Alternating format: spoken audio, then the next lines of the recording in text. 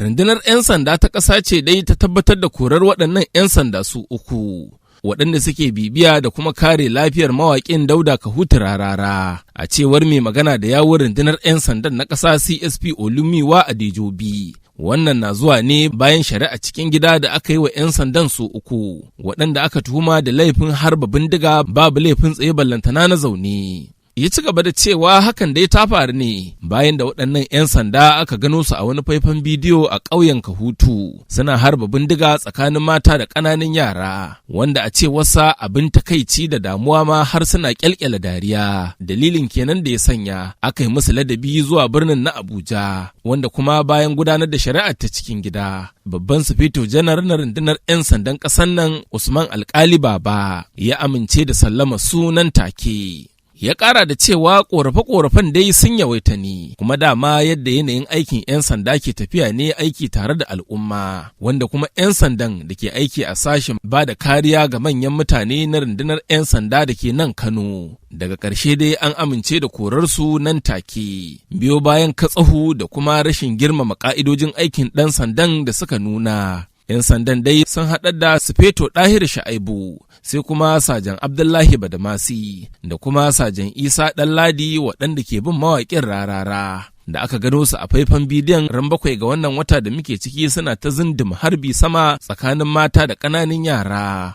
Mai magana da yawun 'yan sandan ya ci gaba da cewa akwai ka'ida wajen harba bindiga ga kowane ɗan sanda, musamman ma a lokacin da yake tsakanin mutane waɗanda ba za su iya zabe masa barazana ta kowane ɓangare ba. Amma dai waɗannan 'yan sanda suka yi kunnen uwar shegu ta wajen buɗe wuta a sararin samaniya, wanda wannan ko kaɗan ba aiki ne da ɗabi'a ta 'yan sanda na ƙwarai ba. Daga ƙarshe ya ci gaba da cewa babban sufetar rundunar 'yan sandan ta ƙasar nan yana kuma jan kunne da kakkausar murya ga ilahirin 'yan sandan faɗin tarayyar ƙasar nan da su shiga taitayinsu wajen harba bindiga a tsakanin jama'a babu gaira babu dalili. Domin kuwa duk ɗan sandan da aka samu a nan gaba ya sake gudanar da hakan, babu dalilin da zai hana a ɗauki matakin da ya dace a kansa. Kazalika mu dawo babbar kotun shari'ar musulunci da ke zamanta a rijiyar zaki a nan Kano, ƙarƙashin mai shari'a Halhalatul Huza'i Zakariya, a inda kotun a yau ta sake yin umarnin tilas da dole mawaƙin nan Dauda Rarara ya gurfana a gabanta. Rarara dai wanda ake wa tuhumar taurin bashi na naira miliyan 10,300,000, wani ɗan kasuwa ne Muhammad Ma'aji ya maka shi a gaban kotun. Lauyan wanda yake ƙara barista Ai Imam ya shaida kotun cewa abin takaici ko da a sahun farko sanda aka je domin kaiwa mawaƙin sammacin kotu, haka aka dinga wasan 'yar ɓuya da shi har dai daga bisani aka yanke hukuncin a liƙe masa sammacin a ƙofar gidansa, wanda a cewarsa sai gashi a karo na biyu ana kai mai sammacin na kotu amma ya ƙi mutunta umarnin na kotu. Daga nan dai kotun ta umarci ɗan aiken kotun Ismail Zuhudu da cewar shin ya kai wa wanda ake tuhumar sammacin hannu da hannu, a inda ya shaida wa kotun cewa ya ji, to amma dai duk irin yunkurin da ya domin samun shi Rarara haƙarsa dai ta gaza cimma ruwa.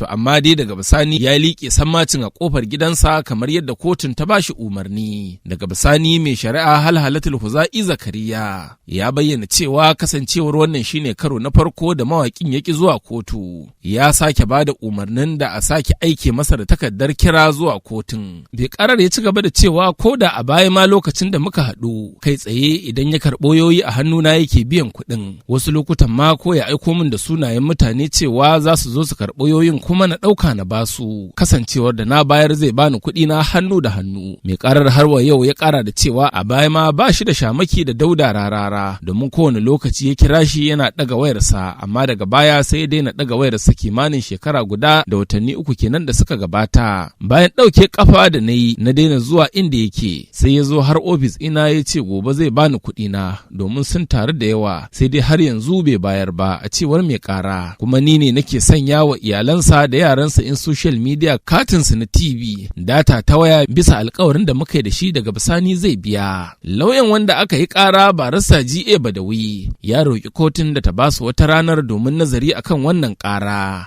To shi mai ƙara Muhammad Ma'aji ya yi da'awar yana neman haƙƙinsa na wayoyi da kuɗin data da sauran abubuwa da ya yi rendering services to shi Dauda Rarara, kuɗin da kimanin miliyan miliyan 10 to shine da'awar tasu. Shine muka roƙi kotu ta bamu dan takaitaccen lokaci domin mu zauna mu nazari akan ita kanta da'awar. Kowa ma ba zai zo kawai ya dauko labari kawai zo ya ajiye shi gaban kotu ba. Wannan ai kaman ma kawai labari da ya zo yayi. Amma dai in ranan ya zo za ku ji abin da zamu yi. Shi kuwa wanda ya ƙara ma'aji ya bayyana cewa ko babu komai a hakan ma an samu ci gaba. Don kuwa gashi ya turo lauyoyinsa guda 2 har kotun domin sauraron kokensa. Jimillar su miliyan 10,23,900. Da abin da ya danganci social media dinsa a hannuna suke, ni nake sponsorin nasu, sai dai kawai in sa mai a lissafi in gaya mai an ba wani kaza ko an yi wani data kaza. Da abin da ya danganci wannan ni nake da aljihuna, kuma wannan bangaren karkace wai riba nake ci. Kawai ganin zaman da muke na tare ne yasa da ya dora na akai nake iya basu da kuɗi na. Ai ba yanzu muka fara ba. Wannan jimilla shi kansa wannan jimilla kuɗin da kake gani ba wai lokaci da suka taru ba. Abu ne yana nan irin aka karɓi kayan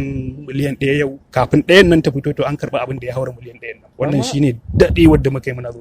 Duk uzuri da ya kamata ne na masa na wajen shekara 1 da watanni. To amma dai kotun ta aike masa sammaci da tilas ya gurfana a gabanta. Ran 17 ga wata dai za a ci gaba da wannan ƙara.